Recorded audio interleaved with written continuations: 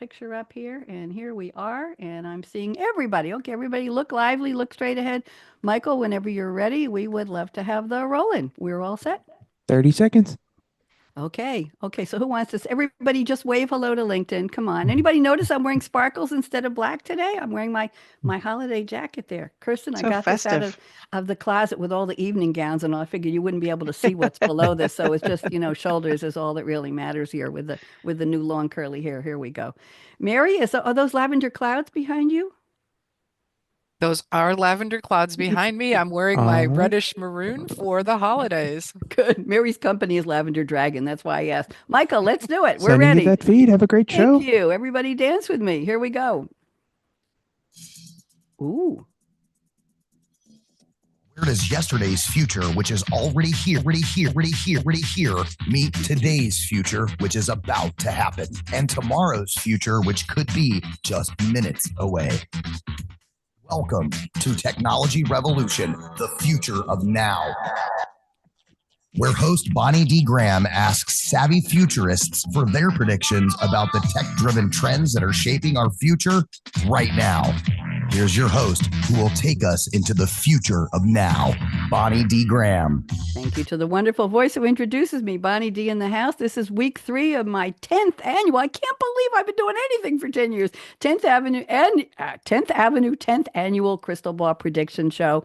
I have 7, 1, 2, 3, 4, 5, 6, 7. Yes, next week we have 8. We're going to take a couple weeks off for the holiday, and I'll be back on January 8th and 15th. But today is December. What? I can't believe the year has flown. Didn't think it was going to. So I'm going to open with a poem. Jeff DeCoe, am I the only host in the sphere and the live stream sphere who has poetry for an opening monologue? Did you say something like that on LinkedIn about me? Somebody made a comment. You think? Probably. I just find it fascinating. Thank you. I think you're fascinating too. Here we go. And you all have your own section here. So this is going to be a little long today. Here we go. Welcome to Technology Revolution, Crystal Ball number 3, Bright. Peering at AI 2025 and beyond in an optimistic light. Bonnie D, that's me, hosting her Scarlett Mike's live streaming hue. Can you all see I'm in the hue? With a house full of futurists unpacking their predictions for you. Now, some pundits see AI's evolution beyond 2025 from the information age to a new epic live, the age of AI collaboration. Everybody write that down. Tops their list as humans and AI learn to better coexist. The 2024 words of the year range from manifest to polarization exchange. Plus, brain rot and brat and demure. 'Twas a disruptive year for sure. With AI as their compass, opportunities as their sail, with their foresights, will they triumph or perhaps just not prevail? Raise your cup or flute with Java, Jack, Dom, or Earl. On my crystal ball special, the future is about to unfurl. Here we go.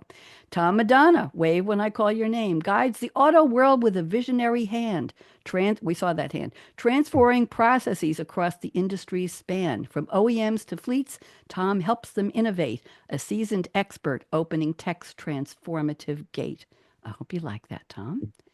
And then we have Mary Nunnally, Lavender Dragon founder. She designs with flair in every project. Her passion is beyond compare. From text prompts for lawyers to Vion's keen view, Mary's AI skills shine in each breakthrough. Hope you like that, Mary.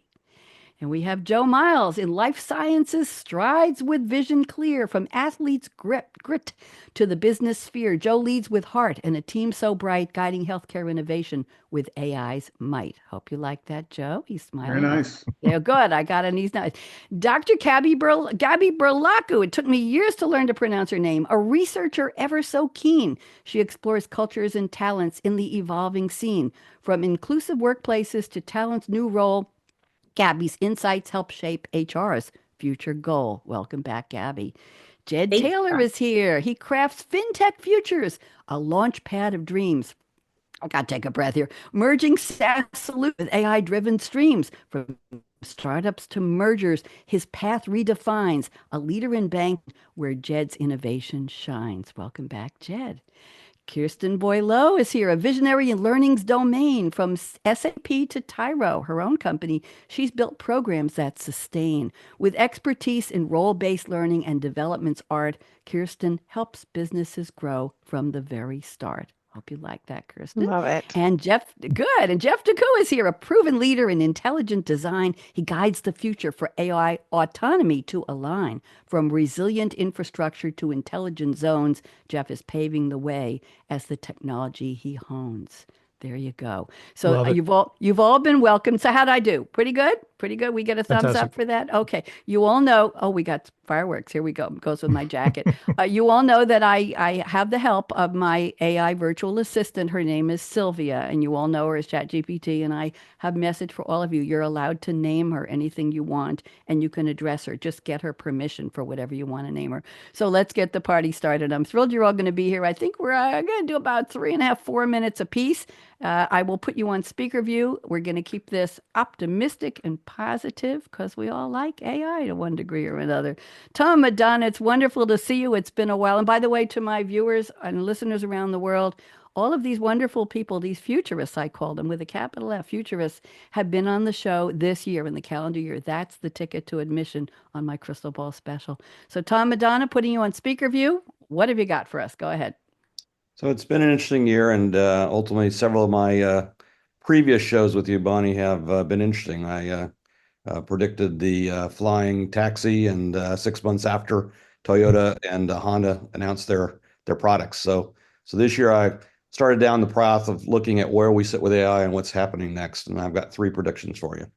So the first one is, and we talked about earlier in the year, Waymo. So Waymo, and I took my first Waymo in Phoenix, et cetera. I think Waymo will have 20 plus Metroplex open by the time the year ends. So by the time we end up 25, they'll be in 20 different metro areas actually executing. Today they're doing 4. The ability for them to get out of the geo-zoning and geofencing is actually occurring, and the product itself is driving innovation and acceptance across the board. It's also not having wrecks. So at this point in time, unlike some of the other ones, it is actually a safer ride than several of its competition. The second prediction I have is that AI in 26 will basically produce its first engineered complete automotive design. So from start to finish, AI will go through, they will complete a complete auto platform. It will be ability to move to market, will cut down somewhere between 50 and 75% the engineering process, and it'll be the first design that'll be done start to end. Now, with that said in mind, people will have to go through and validate it, et cetera, but we're starting to get to large components and large subassemblies. I think by the end of 26, we'll see our first design complete. I have a question for you, Tom, before you do your third. Will the design include some kind of a fashion design, actually what it looks like? Will there be something innovative and unique where people say, I got to have that? It's not like any car I've ever owned before. Will there be that visual or aesthetic component that AI will do differently? Any idea? Well, I think some of the things around the ability to do the ambiance inside and the colors outside are going to be kind of taken on to steroids. So as you walk up, you can kind of see some of this occurring now where you walk up with a particular color, you touch the vehicle and the vehicle changes that color. I think that's going to be some of the things that are going physically happening. So if you haven't seen those, there's a couple of those out on YouTube, but someone walks up in a red dress, touches the vehicle, and the vehicle turns red. So ultimately, your next car might be able to change the color based upon the mood you have. Or I'm looking at Mary and me. We need a red car, at least a black car with red stripes to go with. Yes, Kirsten will get one for you, and Gabby and the gentleman. You can all do whatever you want. That's fascinating. Go ahead, Tom. What's your third? All right, the last one is going to be I wouldn't say a Debbie Downer, but ultimately I think it's more of a where we sit now. I think it's going to be 27 that we will finally see the first 10K announcement of cost impact, revenue increase, cost decreases that were actually reportable for companies using AI. I think up until then, we're going to see a lot of things that are going to be around the ability to use prototypes, et cetera. I think it's going to be 27 when you're going to start to see the financial impacts that are actually monetizable, and you'll see those starting to show up on the stock market and the filings, et cetera. So they're still 1 or 2 years away from actual use. You will see footnotes, but then I think in 27, you're going to start to see real financial impacts where the cost impact and the revenue impacts are actually being felt by the customers. How will that work with automotive or aeronautics? Anything specific to the I think you're going to industries see you see? it, right now you're going to see as a footnote within engineering and things like that. I think you're going to start to see that as a separate line item. Let it be accounted for within a different accounting structure, et cetera. I think you're going to start to see that show up. Now that we're doing green ledgers and we're going through the sustainability piece, you're going to see an AI ledger in regards to, what you spent on it and how much you're making or reducing your input from. But I think it's going to take about that period of time for the data to be right, the data fabric, the execution, the ability to monetize those structures. I think customers and clients are now playing with it, and everyone's spending money. But besides it being a money spend, really at the end of the day, the company's got to make money or save money when it uses technology, and I think it's going to be another 2 years before that we'll actually start to see that as an impact, as a bottom line. Thank you. Anybody have any questions or comments for Tom? We good? Okay, we got a quiet group today. Let's see what we've got in store. Mary, you're up. I'm putting you on speaker view, Ms. Lavender Dragon. You don't happen to have anything you want to show these lovely people with your Lavender Dragon images? Maybe later in the show. I don't want to put you on the spot, I'll say if we have time, I can show one. So we do art shows with Mary and 3 other people who are AI infused artists, and the artwork is amazing. I'd love for you to show a couple holiday dragons before the end of the show. Mary, putting you on speaker view. What you got for us? all right, so a couple of things. One of these, and we're already starting to see this, but I think it's really going to come to the forefront in 25 and 26, is greater regulation and ethical oversight on in terms of the use of AI. There's already been an executive order, from President Biden around AI use. The EU has also launch some regulations in terms of use, and it's a very long process in terms of that's happening. But looking at things like AI transparency standards, how are you using AI, letting your clients and your customers know, especially if you're in the services industry, what part of the work is being done by AI, what part of the work is being done by humans. So I think that's going to be something that comes out, but also looking at things like bias mitigation strategies. How are we going to retrain perhaps the AI to eliminate some of that bias? Because it's trained by human generated content, bias is always going to be there. But, how are we going to find that? How are we going to be more aware of what's happening? And then it also can, have an impact on innovation, because what part does the human do? What part does the AI do? And how do we merge the two together? So that's one. On that same note, moving along to another, and these are based on research and things I've been doing with my clients, AI augmented healthcare. So again, AI is doing quite a bit. You're already seeing warnings like don't ask ChatGPT to diagnose your health issues. But many of us Google our health issues, so why not ask ChatGPT? On that note, Bonnie, I have named my ChatGPT Sage with her permission. So I talk to Sage all the time, not the spice, but the wise woman. But along with that, more virtual health assistants. So going to Tom's point about saving costs or making more money, having these virtual health assistants that can better triage instead of these long drawn out phone chains where it's like you got to listen for 5 minutes and hopefully you're going to hit the right button to get to the person you want to talk to. Having these virtual assistants help answer your questions and provide guidance. I think we're going to see that. I also think that they're going to have more drug discoveries using the AI, things that we maybe took years and years and years in the labs, and now the AI can help accelerate that process. That testing still has to happen, but there may be some ideas because, again, I'm in the US, you're in the UK. Yes, we have the internet, but we may not be sharing ideas as rapidly. But if the AI is able to look at this database or this group of information and go, oh, look, 5 different people around the globe have kind of come up with the same thing. Why don't we find a way to get you all together and talk about it so that we have that? And then finally, AI enhanced creativity in arts and media. I did a post on LinkedIn a couple days ago about, is AI art really art? And to me, it is. I cannot draw to save my life. I can draw stick figures. That's about the extent of it. But I have all of these ideas in my head. But if I were to try to physically make them come to life, you would not know what I was doing. But I can verbalize it, or I can type it into the AI, share my ideas, and have some pretty fun art pieces coming out. I was in a workshop yesterday, and the presenter was talking about with AI art, plan to throw out about 2/3 of what you create before you get to something that you want. And I think much like those of us that were around when there were film cameras on a regular basis, you were very stingy about the number of pictures you took because you knew that you had to pay to develop those pictures. Then we got Polaroid cameras, which were still expensive, but then we got smartphones. And so now people take all kinds of pictures and then you save the best ones. So to me, that same thing is happening in the AI art world. It's collaboration between human and technology. So those are my three predictions. I see that there is going to be some legal challenges with the AI art coming up, as there are already happening. Who owns it? But then again, who owns Picasso's ideas? Who owns, so it's an evolving field, and I think it's going to be a really interesting one to watch over the next couple of years. So those are my predictions.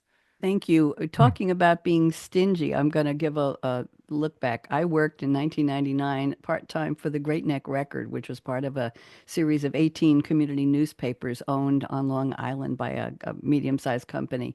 And as a reporter and assistant editor, I was given a film roll of 12 films, 12 shots.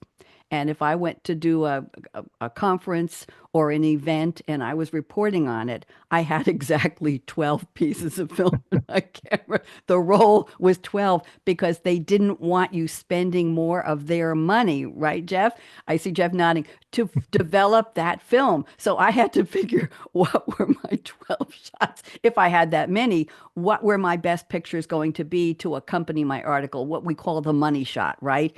And I remember those days. Now, before we do a show, I go into Zoom early, and I need another PR picture of me for today's show. I might take 25 pictures, then I go through them on my iPhone, and I say, nope, I'm looking to the left. No, I'm looking to the right. No, I'm staring. No, I'm not smiling. No, my thumb is in the way. No, you can see the phone. I might delete 23 of the 25. How much did it take to develop those?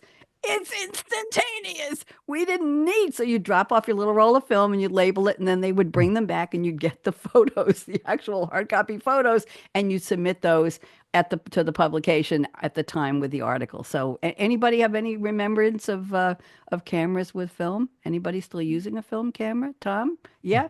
No, Nope. not using anymore. I go back to her second point, and that is the testing on the drugs. I think that's an interesting prospect because you see, what it took to get Maduro and Pfizer out, et cetera, during COVID. And right now, the extrapolations of testing on the drugs right now are somewhere between 500 and 5,000 times faster. So if you can basically come to market with a new drug based upon a pandemic, and you can bring that to market in 1 to 2 months, how many people does that save in regards to the execution? So I think that's I think definitely we're stealing the fire of Joe Miles, who's up Oh, next. absolutely. Joe is, I that's know Joe for okay. many years, so I figured Joe was going to jump on that one. So Joe is Joe. I'm almost ready for you, but everybody, look, Mary's got one of her dragons. Mary, tell us, is this it looks like a gentleman dragon. He's not wearing a top coat, though. Some of yours are very formally dressed. What is his name? He doesn't have a name. Oh, shall we have a naming contest? Maybe at the end of the show. Okay. Bonnie. Yes. No, that's the name. Oh, Joe. I like it. I like it. Joe's off the show. That's it. Goodbye, Joe. It's nice to know you. Oh, Bonnie the holiday dragon. Oh my goodness. But I'm not lavender. I'm red. What are we That's going to okay. do? Oh, okay. All right. You're just wearing your lavender holiday outfit. I've been called worse. Kirsten, you want to make a comment about cameras and film? Kirsten, go ahead.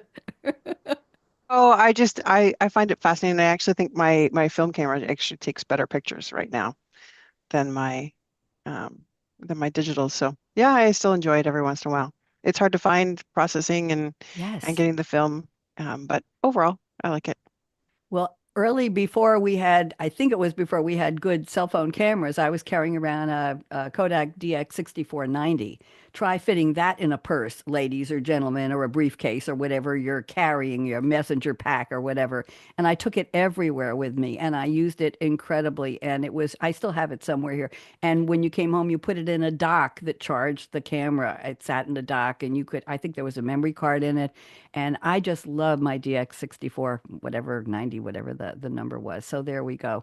Is anybody here using their smartphone as much as I do for pictures of everything, anytime, day or night? Yes? Pretty much. Yeah. Yeah. Yeah.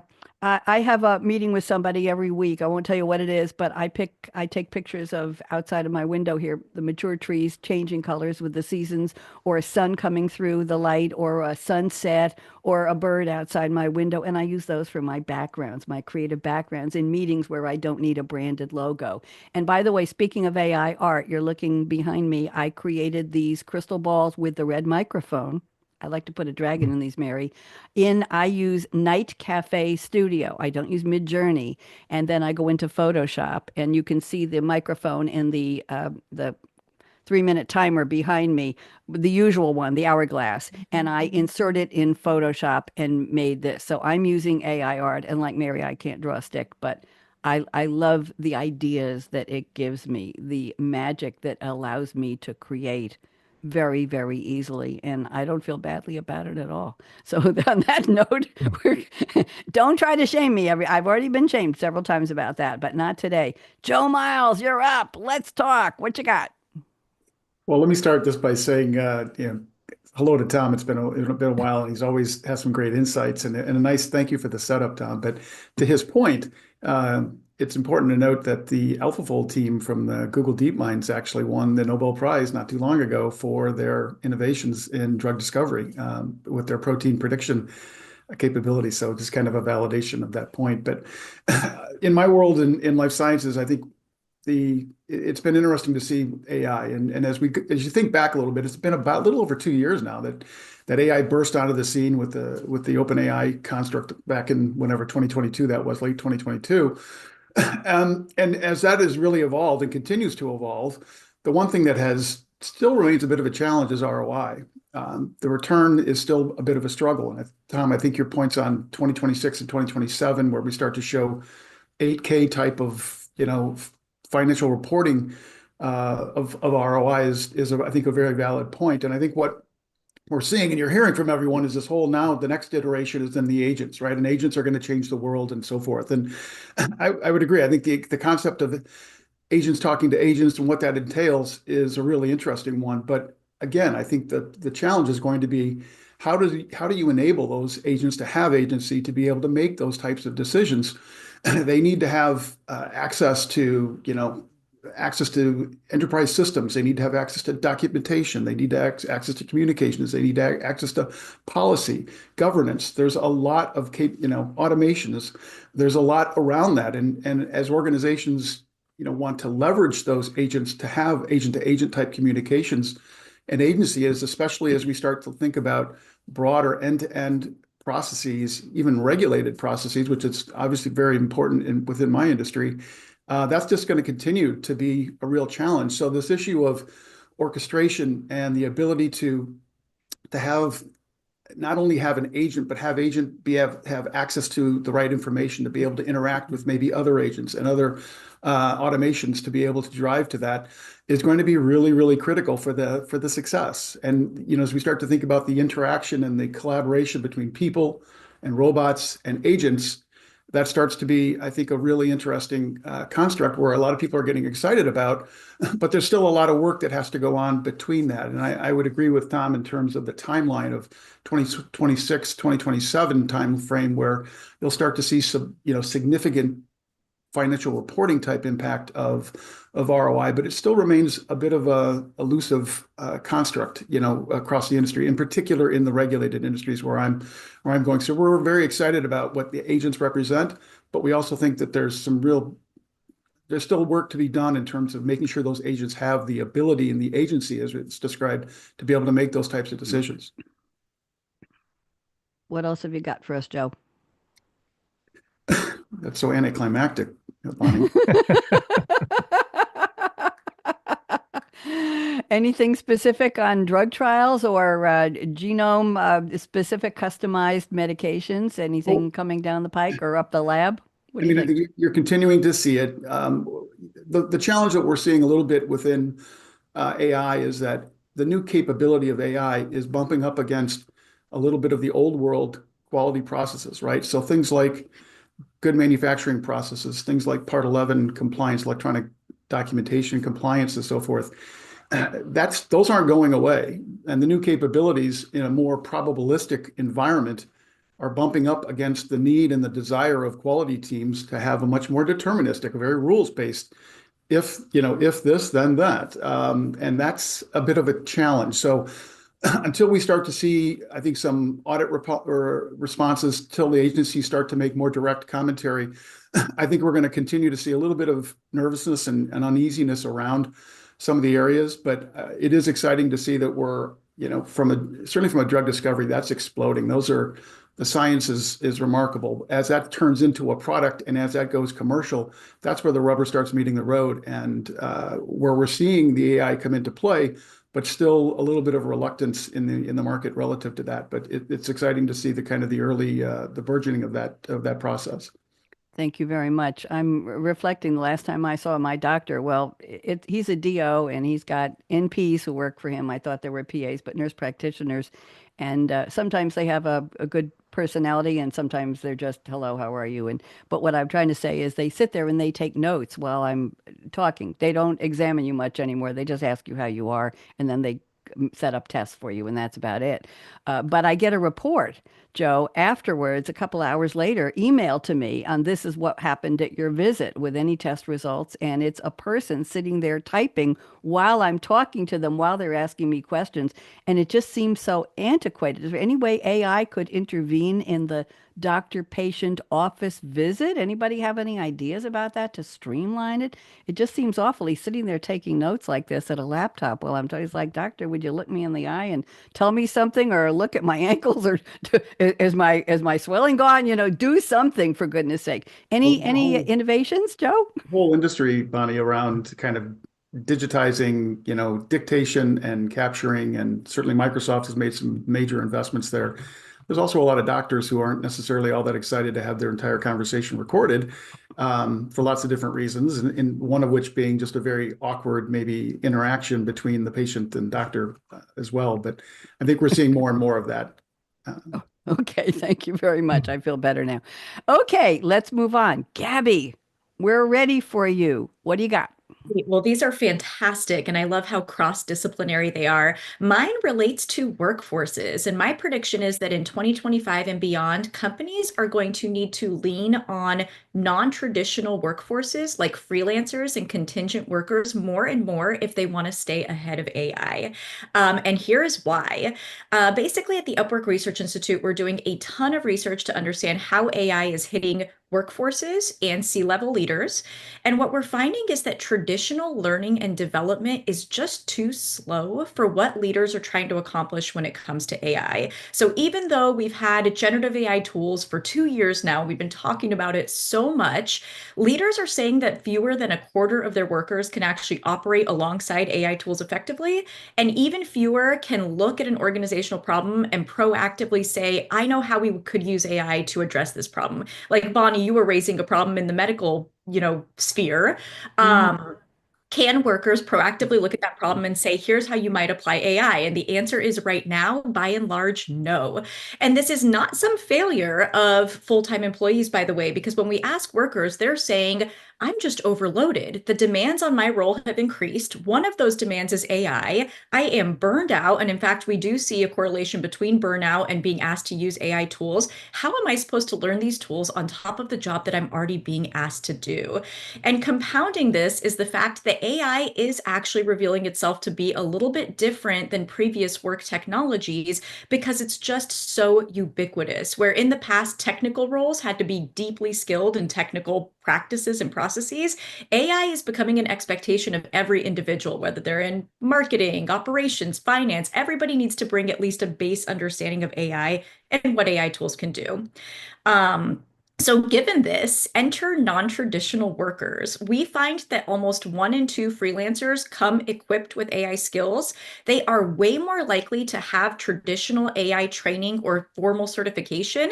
And again, that's not because they're smarter or they have some knowledge that full-time employees don't. It's because staying relevant is the way that they stay employed. So they're going out there and more proactively picking up these AI skills, where we find that 48% of C-level leaders are saying, I've actually had to bring in a freelancer or a contingent worker to kickstart a stalled AI project, where projects are maybe getting kind of gummed up in the works of people being burned out of the bureaucracy of companies. Freelancers are able to come in and kind of focus on that piece while full-time employees are focusing on the job that they previously had. So we're seeing more and more this rift between companies that are sticking with their really traditional full-time employment versus those that are maybe open to some different non-traditional talent models. And we're seeing that there's going to be this growing rift between them in terms of their ability to fully leverage AI, adopt AI, and eventually, to the point of some of the panelists on the call, show actual ROI and financial benefits from using these tools. Very interesting.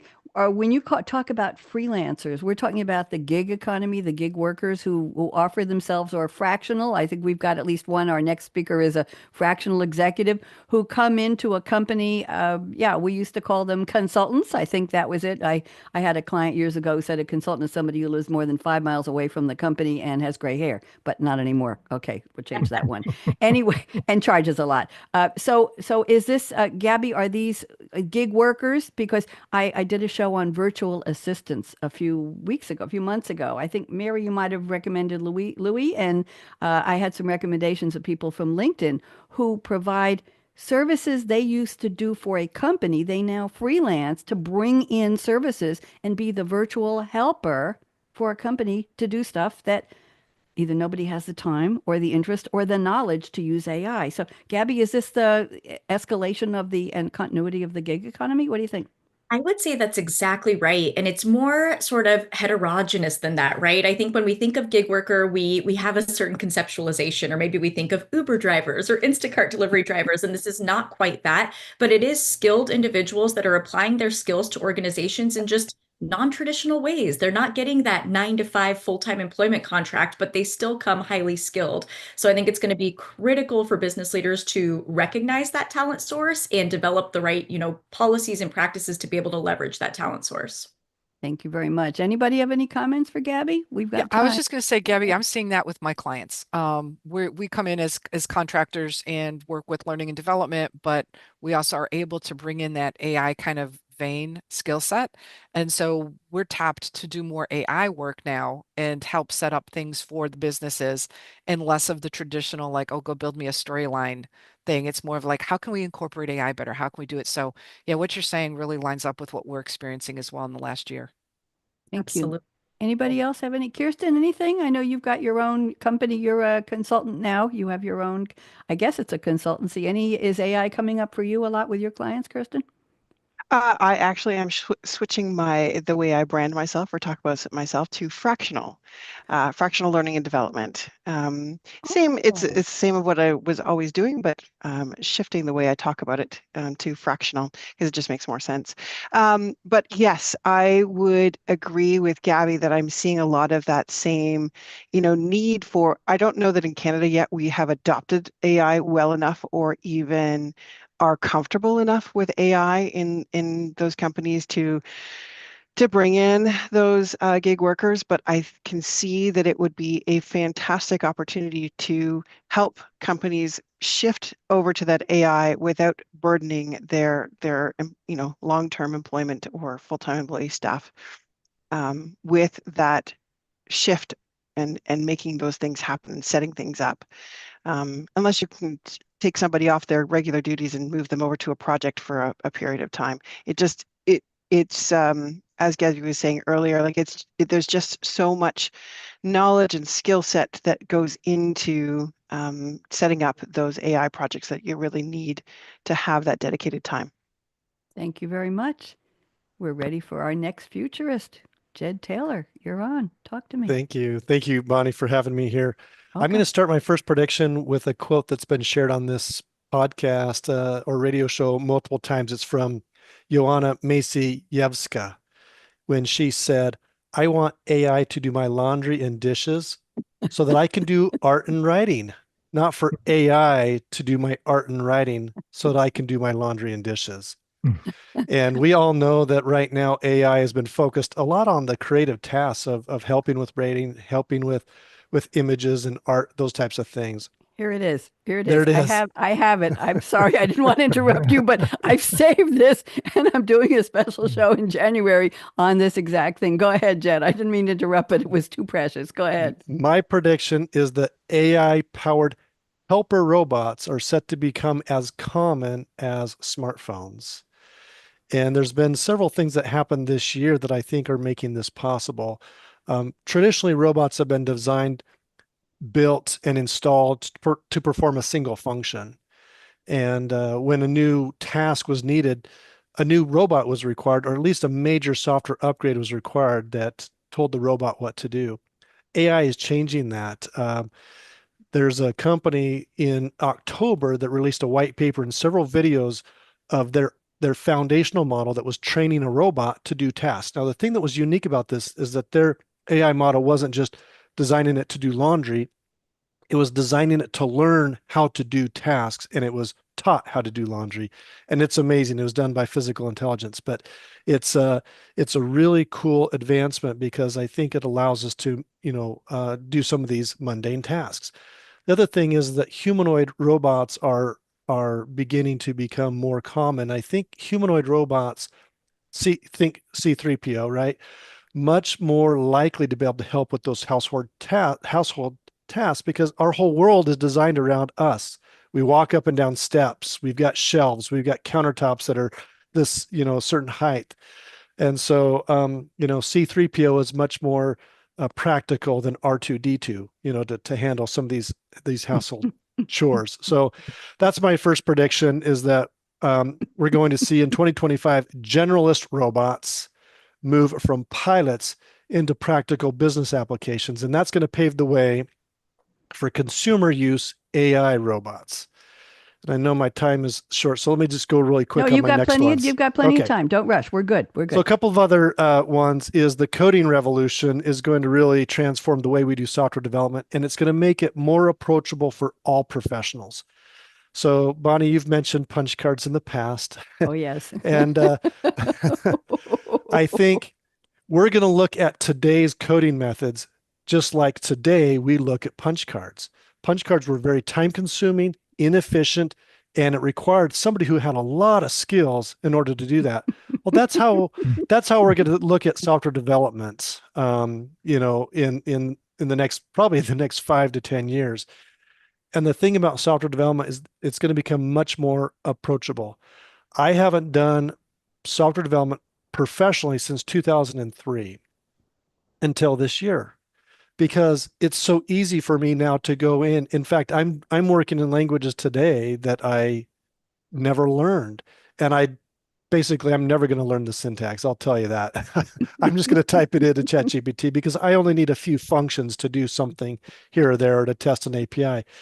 And I think we're going to get to a spot where what we view as software development will just become prompts and tasks that we have and that can perform.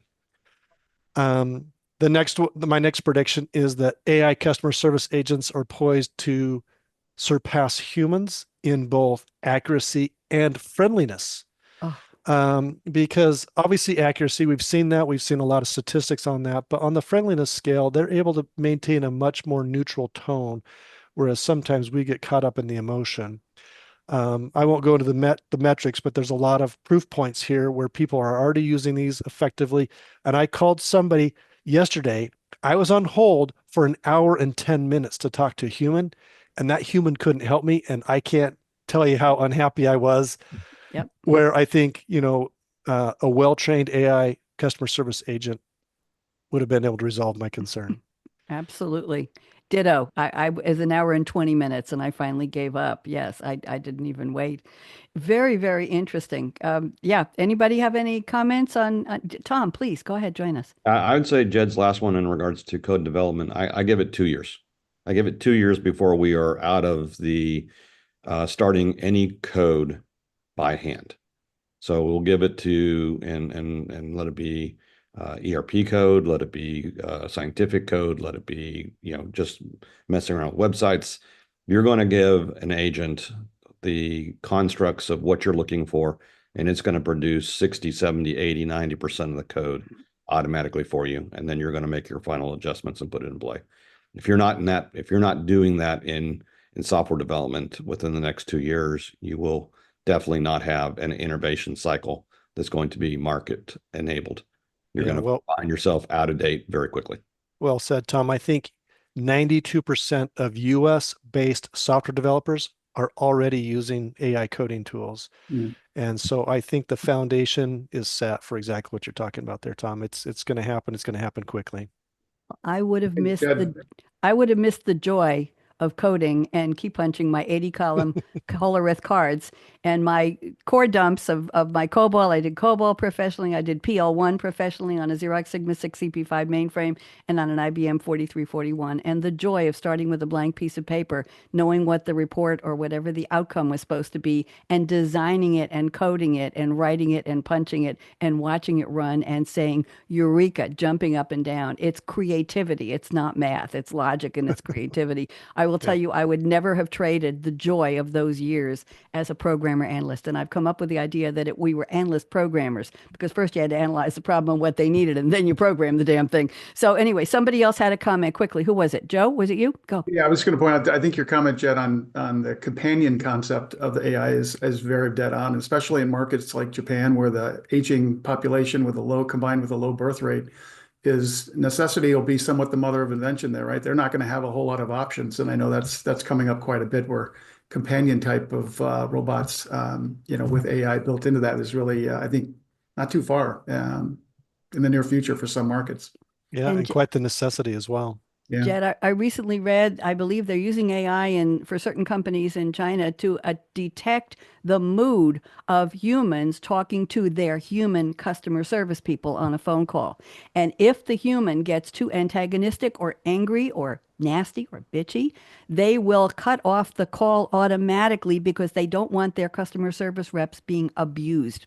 And they're using AI for mood detection. I thought that was absolutely fascinating. It's, hey, our people are working hard and they are nice people. They're going to do the best they can, but don't crap all over them on the phone. We're not going to let you take it out on them. Jed, thank you. That was wonderful. Kirsten, you're next. Go ahead. What do you got?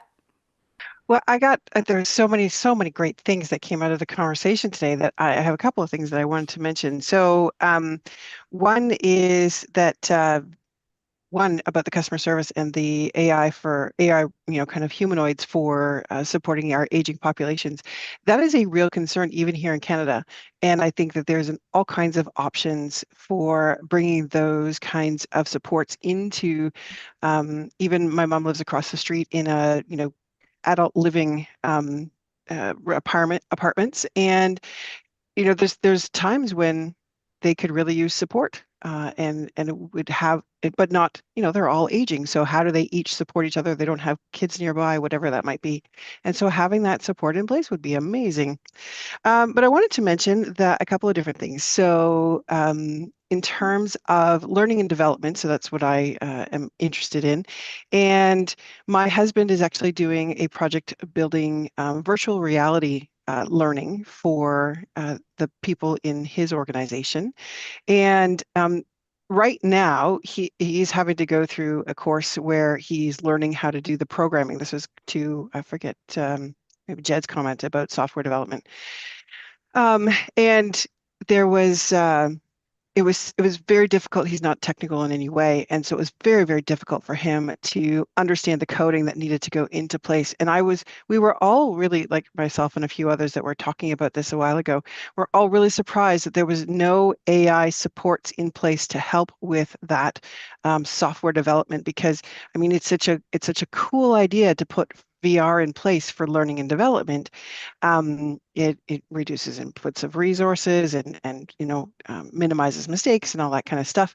And so having that kind of learning and development in place would be amazing. But if it takes so long to actually create anything, it is very, very difficult to get people to invest in that and that kind of thing.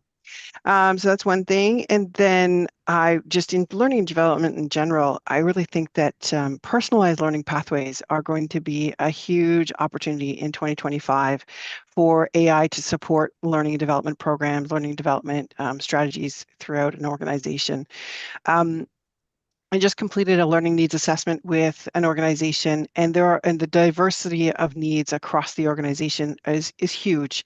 The career paths that they want to take, the accommodations that they need as individuals, there's so much that goes into it. And so having AI supports or AI kind of built into the learning program so that it can adjust for learning behaviors, it can adjust for learning needs, it can adjust for things like accessibility, that kind of thing, I think I'm really excited about the potential for that through 2025.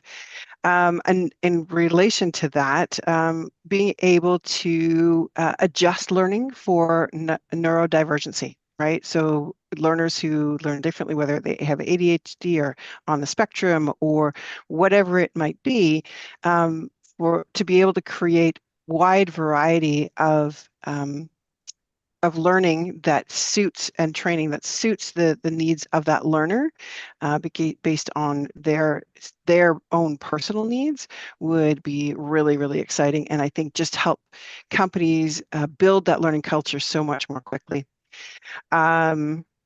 And one last one that I had was on the idea of using, there's lots of different behavioral profiling programs out there. There's DISC and Myers-Briggs and Enneagram and Working Genius, I think is the new one.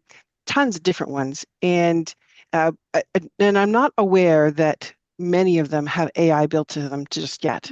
But I think that there's an opportunity to, even as the end user, perhaps having an app on your phone or on your desktop or something like that, that utilizes whatever information you've kind of sorted out through your assessment and your follow-up programs, that as you're going into meetings or whatever, that you can utilize that to really help you set up your communication properly or set up your approach properly to make sure that you're getting your team is being the most effective and most efficient as possible. Thank you very much. Any comments, anybody? Mary, any learning and development comments? No, I was going to say, as another L&D person, it was great to hear your thoughts on this. And I agree. I think this is, especially for the neurodivergent and the personalized learning, that's really the direction that I'm starting to see happening more too. So spot on. Yeah, it's exciting, right? It's so really exciting that people, because there's so many businesses that don't invest in learning because it's generally a one and done across the organization, and not everybody gets as much value out of it. So if you can adjust it to the needs of each individual without the overhead that would normally cost, right? It's such a great investment. Yeah. Yeah, even just for the compliance training, like instead of everybody taking the same compliance training every single time, if there's a way to personalize it based on, okay, you've been a 10-year employee, you've taken this 10 times, you've passed it. Let's give you harder situations or something like that. Gee whiz, that sounds exciting. I remember the days of people giving you personality assessments and the reports you get 25 pages printed out, and it'd say, this is what your risk assessment is, and this is what your personality is, and these are the colors you like, and these are how you relate to people. And every day at 6:26 p.m. for some reason I get a quiz from Alexa, and I run in. If I'm in my office, I say repeat, and she'll say sure, and then I'll have a repeat until I can get to the kitchen. Yeah, my 20,000-foot mansion. I'm sorry. Anyway, the other question the other day was, what do you think of personality assessments? Would you do it for fun? Would you do it for business, or would you not do it at all? And I said for fun. And most of the responses from Alexa Amazon users were for fun. So there we go. We are so happy to welcome Jeff DeCoo. Thank you, Kirsten. Jeff, last but not least, somebody had to be first, somebody had to be last. And we have plenty of time, so don't rush. Jeff, you're up. Thank you. Go ahead. Well, first of all, the feedback from Gabby and Kirsten, I truly believe there are a lot of investments from venture capitalists going into that whole learning. I think we're gonna riff on what Jed was talking about, is the dull, dirty, dangerous is going to be replaced, and allow people to really extract their creativity and really invigorate. I think Gen Zs are going to become what really think about the GI generation did for our nation. I think many of us underestimate the impact of the 40s, 50s, 60s, but so much of the technology that we rely on today was really invented back at that time. And I think that Gen Zs are going to be that powerhouse. So my prediction is 2025. It's about AI is coming to infrastructure near you. And That means something very, very specific. So new infrastructure is going to be built across our nation, down highways in our communities and our cities. I think Jensen from NVIDIA talks about it extensively. Talks about how AI is going to impact the $100 trillion physical world.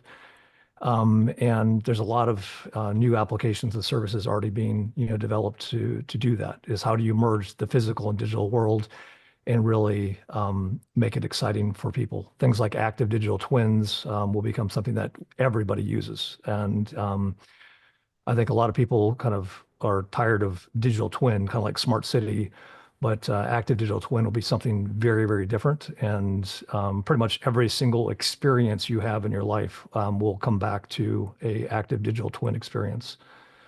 I think it's clearly 2025 will be the year that we do start to see intelligent infrastructure as a national build out from administration on down. So if you think about if the 1956 was the last national build out of infrastructure under Eisenhower, you'll see intelligent infrastructure being our generation's interstate highways. And that's already starting in several areas.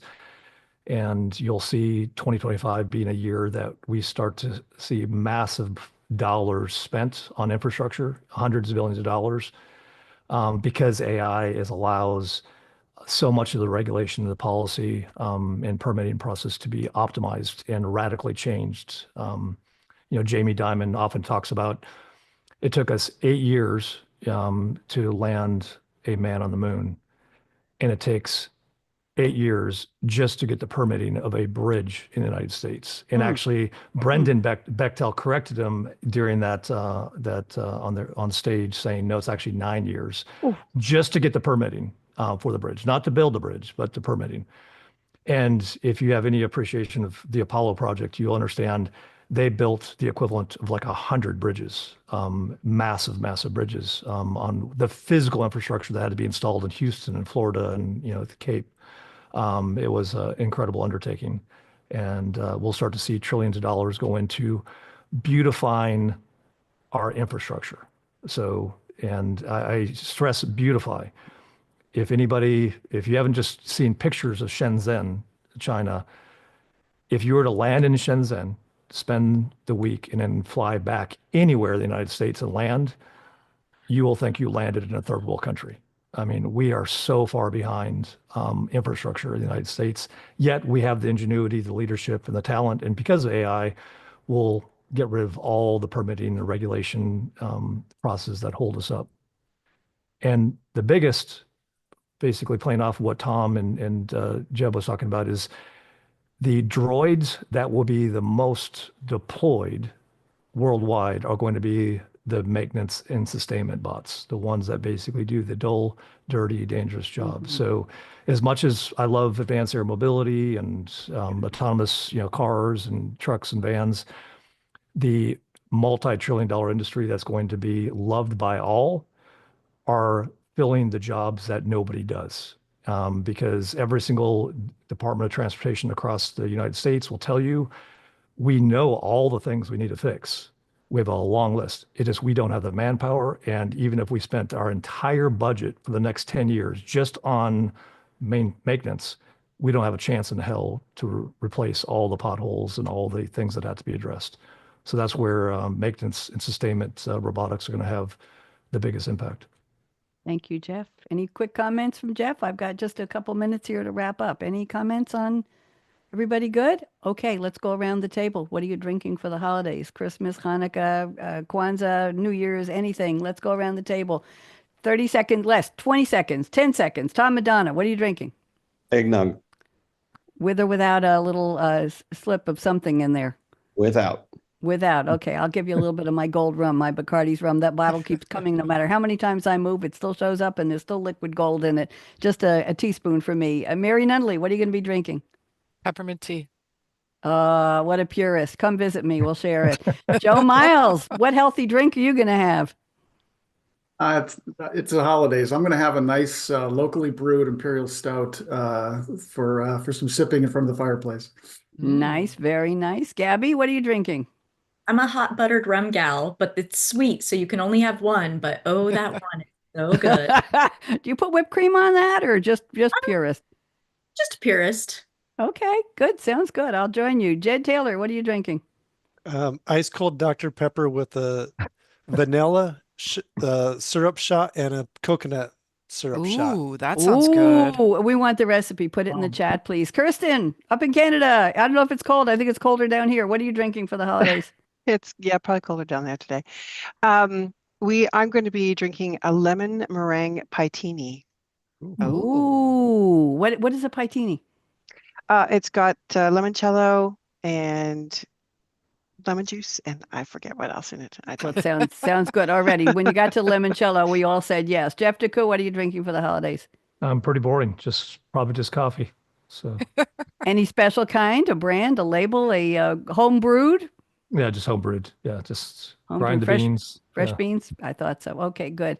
I'll be having my banana milkshake. I put half a teaspoon of rum in there because I feel I don't drink anymore. So even a teaspoon just like, whoa, where did I go? I want to thank all of you. Don't go away. I want to do something afterwards. But I want you all to, let's close like we always do. Oh, we got 1 minute here. Put up your finger on the count of 3. You're going to join me in no, no, no. Okay, come on. People say the future is already here. And on the count of 3, 1, 2, 3, no, no, no. Our answer is no, no, no. Oh, It might be partially here. It might be almost here. It might be tiptoeing here. It might be little bits and pieces of it here. But the future we're talking about is still going to come and still going to be. And I'm looking forward to the age of collaboration with AI, where we understand it, we accept it, we make it work for us, and we don't get mad at people like me who use it to draw backgrounds for their shows. That's all I want. I want less vitriol and less attacks. How could you? You're a terrible person. No, I'm not a terrible person. Wave goodbye, everybody. Michael, are we out? And don't go away. Guess I have more. Are we out, Michael? We are out. Hope everybody has a great rest of their day. Thank you too. very Thank you. much. Thank you. And I'm Thanks. leaving social. Thank you, Michael. Happy holidays. I'm leaving social open because I want to show you all something that I created. I don't think AI is involved. So we're still live streaming, and just give me a minute here. So I think Mary's already seen this, but I don't think anybody else already has. So I'm going to share a video file here. And if it comes up, this is the movie trailer I have created for this show for next year. It's going to be loud. I want you to watch. It's 59 seconds.